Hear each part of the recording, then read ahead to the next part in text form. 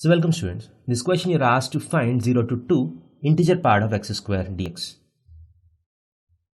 So again, whenever you have integer part, fractional part or modulus, we use method of intervals to split the integral. So now as x is going from 0 to 2, where does x square go? X square goes from 0 to 4. And the critical points for integer part are the points where the expression inside integer part becomes an integer. So the expression inside integer part is x square.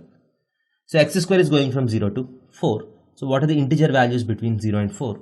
It becomes 1, it becomes 2, it becomes 3 in between.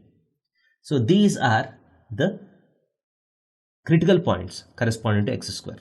So corresponding critical points correspond to x is when x square is 1, x is 1. When x square is 2, x has to be root 2, root 3.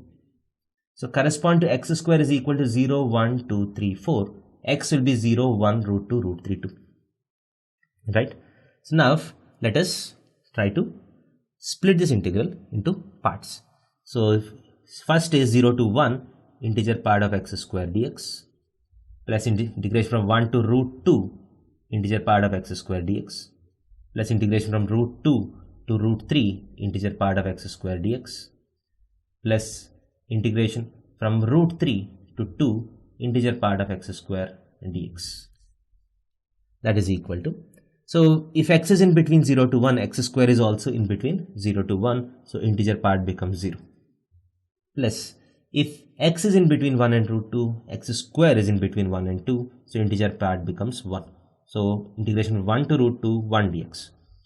If x is in between root 2 and root 3, x square is in between 2 and 3. Hence, integer part of x square becomes 2. Root 2 to root 3, 2 dx plus root 3 to 2.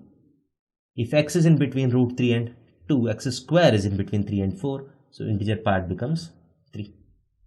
So that is equal to effectively root 2 minus 1 plus 2 times root 3 minus root 2 plus 3 times 2 minus root 3. So that is equal to, so as you can see, get root 2 minus 2 root 2 minus root 2 minus 1, 2 root 3 minus 3 root 3 minus root 3 plus 6. So that is equal to 5 minus root 2 minus root 3. That will be the answer to this question. Thank you.